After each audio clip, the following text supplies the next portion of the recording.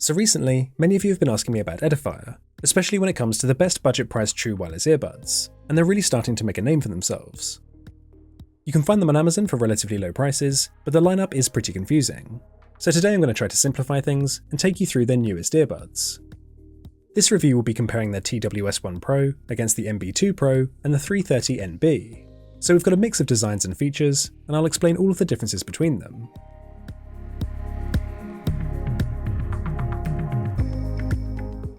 For the sake of ease, I'll likely abbreviate the confusing naming system and instead use 1 Pros, NB2s and the 330s, but it should be clear throughout which earbuds I'm referring to.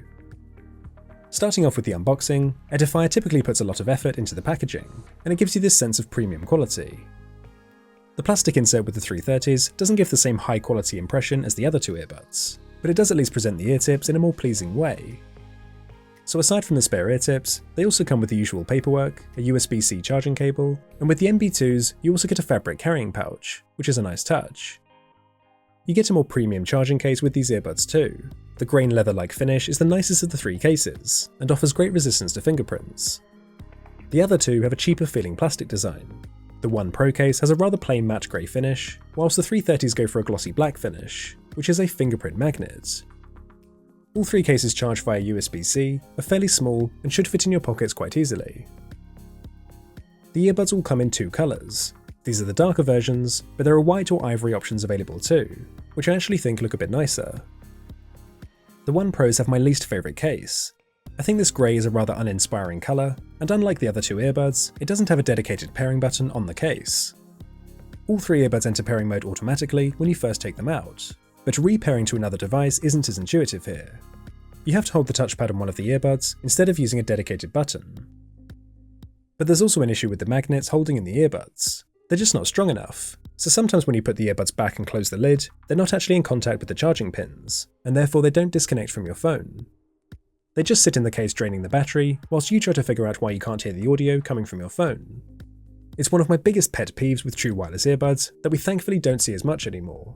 But you'll need to make sure the earbuds are lined up and pressed down into the case before putting them away. The 330s snap into position more distinctly and don't have this issue, but it is more fiddly to get them lined up in the case because of the earbud stem design, but it's similar to AirPods and not too bad once you're used to it. And finally, the NB2 case is the best of the three, and these are the easiest earbuds to remove and put back in the case. But something seems really familiar with the earbud design, right? Just a few weeks ago, we looked at the EarFun Air Pro, and, well, the "can I copy your homework" meme fits perfectly here, doesn't it?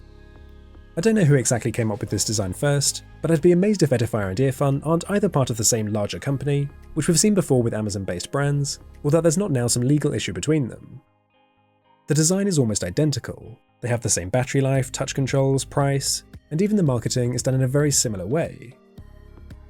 There are other differences though that suggest these aren't simply a rebranded pair of earbuds, but the striking similarities are peculiar if nothing else. Anyway, taking a closer look at the earbud design, this is really the major difference with these three earbuds, how they look and how they fit. The 1 Pros have the most typical earbud shape with that rounded design, whilst the other two go for a stem design, and I must say that the 330s are very AirPods Pro-esque, which I'm sure is no coincidence.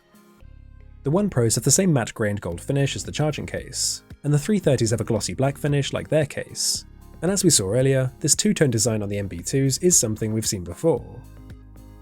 The 1 Pros offer the most discreet look in your ears, whilst the NB2s I think have the nicest style, and the 330s would have quite an unassuming design if it weren't for the bold Edifier branding, which I think lets them down. Appearance is obviously subjective though, and the more practical aspects are arguably more important.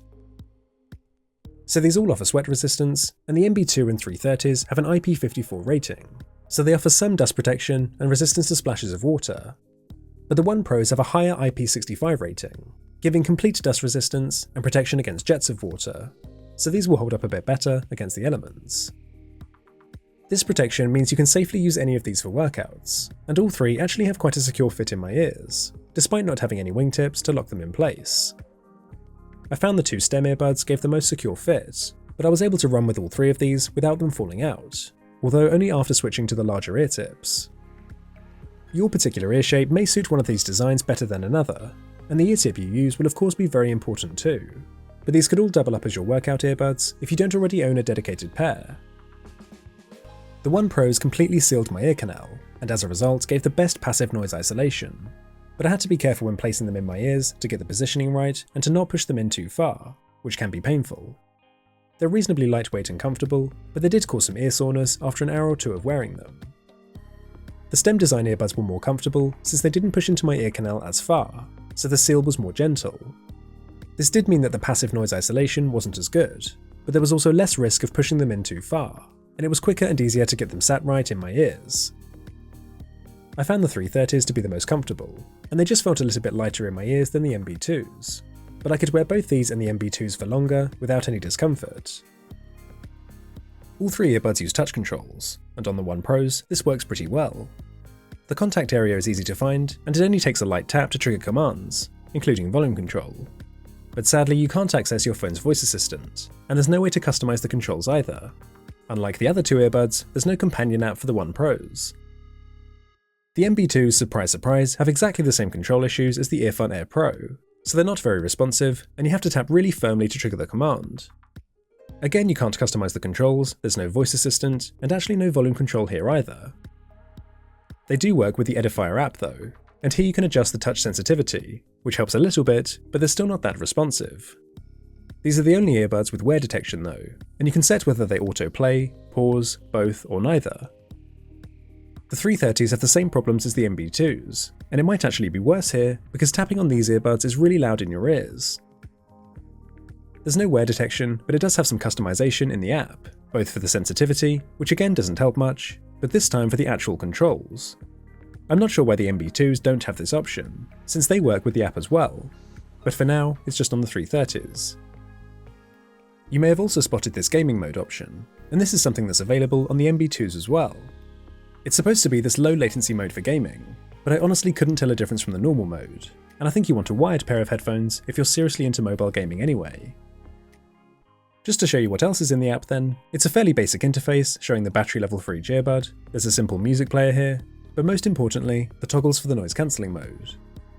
Active noise cancelling and ambient sound, or transparency mode, are exclusive to the NB2 and 330s. You can change the listening mode here in the app, and also adjust the sensitivity of the ambient sound. For instance, you can increase it to hear more of the outside noise. These tabs along the bottom just take you to the Edifier store and advertise more products, and the Mind tab just has some FAQs and info on the supported devices and the iOS and Android widget. In the Settings tab, you can rename, reset, repair, and turn off the earbuds, including on a timer function, which could be handy. We've covered the tap sensitivity, the NB2's wear detection, and the 330's custom controls. But you'll also see the voice prompt volume slider, so you can independently adjust how loud the voice prompts are, for example when changing the noise cancelling mode.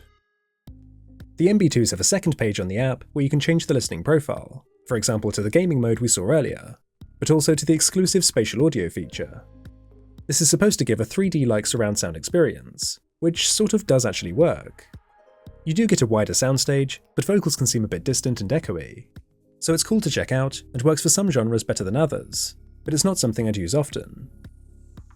So you can see the app is really quite basic, and there's not even a custom EQ here, which I think is a basic necessity of a companion app. My biggest gripe though is how often the app will fail to connect to the earbuds, or disconnect if you leave the app and then go back to it, so you have to close out the app and restart to fix it. This happens with the widget too, but when it does connect, is a nice and easy way to quickly change the listening mode. Getting back to noise cancelling though, the performance was very similar between the NB2s and the 330s, and was actually surprisingly good. There's a small yet clear reduction in noise compared to the off mode, and these both did a better job of reducing the outside noise than most earbuds in this price range. Often, cheaper earbuds are relying on passive noise isolation to reduce background sounds, but with these, you can clearly hear the ANC working to reduce wind noise, traffic sounds, and even some crowd noise too. Obviously, it doesn't match up to the flagships like Sony and Bose, but I'd even say these beat my AirPods Pro because the ear tips formed a tighter seal, so that extra passive noise isolation helped to give a greater reduction in the outside noise overall. The NB2s just have an edge over the 330s in terms of noise cancelling, so they're the ones to go for if you want the best ANC performance. The ambient mode was slightly better too, and the mics amplify the outside noise to be a bit clearer and louder, though with both of these you do hear some of that hissing sound if you set the sensitivity high. Now I mentioned that the 1 Pros don't have ANC, but they do passively block out noise better than the other two, as long as you can get a tight fit like I can. but the ANC earbuds still block out much more of your environment, so it's an important distinction between them. Where the One Pros excel though is with the battery life, offering a crazy 12 hours on a single charge, which is up there with the best on the market. You get a further 30 hours in the charging case, which is fantastic, and a super quick charging time of just 40 minutes. The NB2s come in second with 9 hours per charge and an extra 23 in the case, dropping down to 7 hours plus 18 if you're using ANC mode. And finally the 330s offer just 5 hours per charge with 15 extra in the case, dropping down to only 4 hours per charge with ANC. So even though that's equal to AirPods, that is pretty low by today's standards. The charging times were all relatively short, but it was a shame to see that none of these supports wireless charging, which I find is especially useful for true wireless earbuds. The cheaper One Pros also take the lead with connectivity, offering the latest Bluetooth 5.2 versus 5 for the other earbuds, but also with Bluetooth codecs. All offer SBC and AAC, but the One Pros have the newer aptX adaptive codec, which combines both aptX HD and low latency, and even most flagships don't have this yet, so that's really impressive. Now I must admit that I had no issues with latency on any of these earbuds, which is great, so you can watch movies and YouTube with all of them with no issues on both iOS and Android. But aptX is typically the optimal codec for Android users, and aptX HD offers a higher transfer rate too, which technically means higher quality audio than what SBC or AAC can offer. All offered good range from my phones too, but there were a few times when I'd take the earbuds out of the case and they wouldn't auto-reconnect to the phone, which was a bit annoying. The One Pros were easily the worst culprit of this, but that's because of the issue with them not connecting with the charging pins, but it did happen occasionally with them all. There's also no multi-point here, so you can't be connected to 2 devices at once, and that's a feature we often don't get with lower priced earbuds. You can use either the left or the right earbuds on their own though, and each side has microphones, so you can use either or both for phone calls. So you're listening now to the microphones on the One Pros. I'm in a heavy traffic environment, so you can hear how much of the background noise the earbuds let in and how much they isolate your voice. And I think with these they do let in the most background noise, but they also have the clearest voice for phone calls. So in most situations these will likely be the best, but in very noisy environments you might want one of the others that are better at blocking out sound.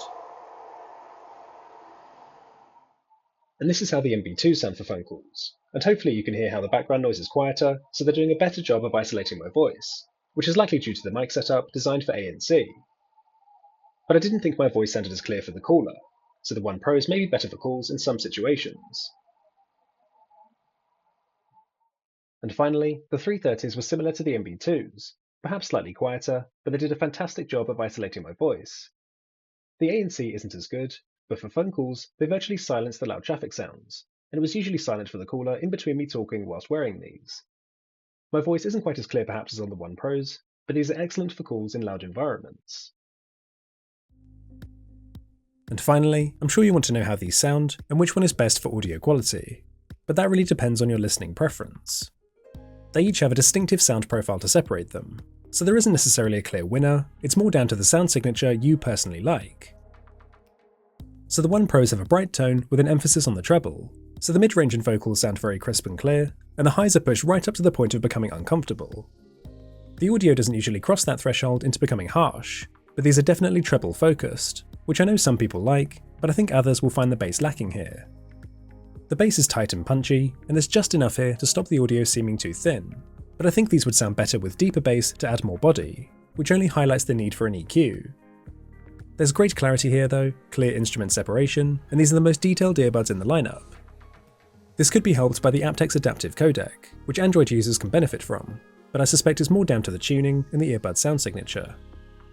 They're also the loudest by some margin, so those who like to listen super loud may enjoy these, but typically those people also like to have thumping bass along with it, which these won't give you. You don't get that sense of soundstage or the accuracy that the best flagships offer, but for under $50, these sound really good. The NB2 Pros are the most balanced of these earbuds, so I suspect these will be the best option for most people in terms of audio quality. These aren't quite as sharp and crisp as the One Pros, but they did add in that deep bass the One Pros are lacking. There's still good detail in the highs, but the vocals aren't as pushed forward, so they don't stand out as much, and the clarity in the mids isn't quite as good. But I think the better balance makes for a more pleasant listening experience, and of course with ANC, the audio is much more immersive. As we often see, the bass is more emphasised with ANC mode, but it's not too dissimilar from the other listening modes here. I was hoping for a bit more from the spatial audio feature, and this doesn't really transform your listening experience in the way the marketing might suggest. You can definitely hear a 3D-like effect, and with some genres, especially instrumental tracks, this sounds really cool. But for me, the echoey vocals didn't sound better than the standard mode. Still, the NB2s sound excellent for the price, and these are the earbuds I'd recommend to most people. The 330s have a similar sound signature to the NB2s, except there's an emphasis on the low-end frequencies. In fact, I'd call these a bass-focused pair of earbuds. It's deep and powerful, and bass heads looking at the Edifier earbuds will likely want to go for these. Vocals are pushed forward to try to compensate for this, which I think does help, but the bass still muddies some of the mid-range frequencies, so the clarity and separation is lacking here compared to the other two earbuds. The roll-off in the highs means these have an overall warmer tone than the NB2s, almost the opposite of the 1 Pros. Like the NB2s, these aren't as loud as the 1 Pros. They're the quietest of the three, but max volume will still be too loud for most.